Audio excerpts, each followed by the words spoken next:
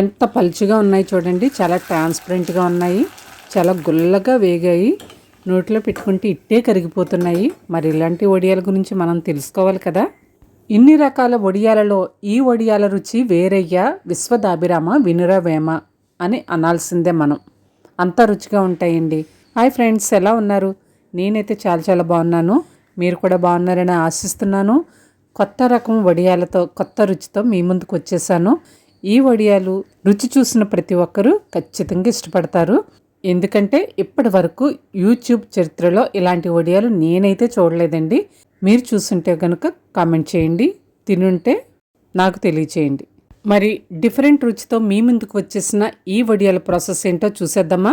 ముందుగా కొలతకు ఒక పాత్ర కానీ గ్లాస్ కానీ బౌల్ కానీ తీసుకోవాలి. నేనైతే మీరు చూస్తున్న గ్లాస్ తీసుకోవడం జరిగింది. ఈ గ్లాసు కొలతతో అర గ్లాసు సగ్గుబియ్యం, అర గ్లాసు బియ్యం పిండి తీసుకున్నాను. అర గ్లాసు సగ్గు బియ్యంలో గ్లాసు నీళ్లు వేసుకుని నైట్ అంతా నానబెట్టుకోవడం జరిగింది. ఉదయం లేచిన తర్వాత సగ్గు బియ్యం చాలా చక్కగా నానాయి. ఇప్పుడు పెద్ద పాత్ర ఒకటి తీసుకొని 6.5 గ్లాసులు నీళ్లు వేసుకొని మూత పెట్టుకుని మరగనివ్వాలి. ఈలోగా సగ్గు బియ్యం మిక్సీ జార్లో వేసుకొని లూజ్ పేస్ట్ లాగా మిక్సీ చేసుకోవాలి. అలాగే అర గ్లాసు బియ్యం పిండిలో అర గ్లాసు నీళ్లు వేసుకొని కలుపుకొని పక్కన పెట్టుకోవాలి. ఇలా మూత పెట్టుకుని మరిగిన నీళ్లలో అరకప్పు అరగంట ముందు నానబెట్టుకున్న పెసరపప్పు, 2 చెంచాల జీలకర్ర, 2 స్పూన్ల అల్లం వెల్లుల్లి పేస్టు, తగినంత ఉప్పు వేసుకోవాలి. ఇప్పుడు అర్థమైంది కదండి, మనం పెట్టుకునే వడియాలు మసాలా వడియాలు. ఈ మసాలా వడియాలు తింటే మనకు నాన్ వెజ్ అనేది గుర్తే రాదు.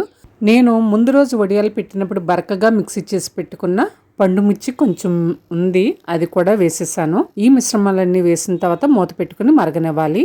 వెజ్ వండుకున్నప్పుడు ఈ వడియాల కాంబినేషన్తో రైస్ తింటే చాలా చాలా టేస్టీగా ఉంటాయండి. అల్లం వెల్లుల్లి పేస్ట్ ఫ్లేవర్ అనేది చాలా బాగుంటుంది వడియాలకి. ఇప్పుడు ఈ మిశ్రమం 5 నిమిషాల పాటు మరిగిన తర్వాత మనం మిక్సీ చేసి పెట్టుకున్న సగ్గు బియ్యం మిశ్రమాన్ని నెమ్మదిగా వేసుకుంటూ కలుపుకోవాలి.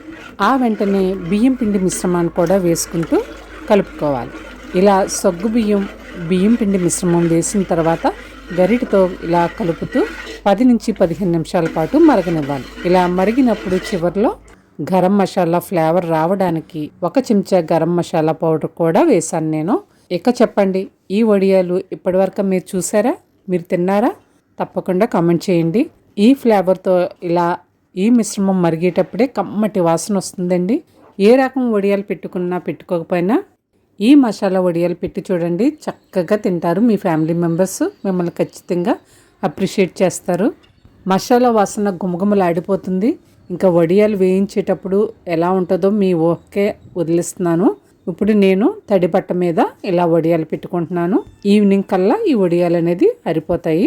ఎప్పుడు ఎక్కడ రుచి చూడని వడియాలు ఇవి. వెజ్ తినేటప్పుడు ఖచ్చితంగా సైడ్ డిష్ అనేది ఉండాల్సిందే. అలాంటిటప్పుడు ఈ మసాలా వడియాలు ఉంటే అద్భుతమని చెప్పొచ్చు. తినేవారు ఖచ్చితంగా ఆహా అనాల్సిందే.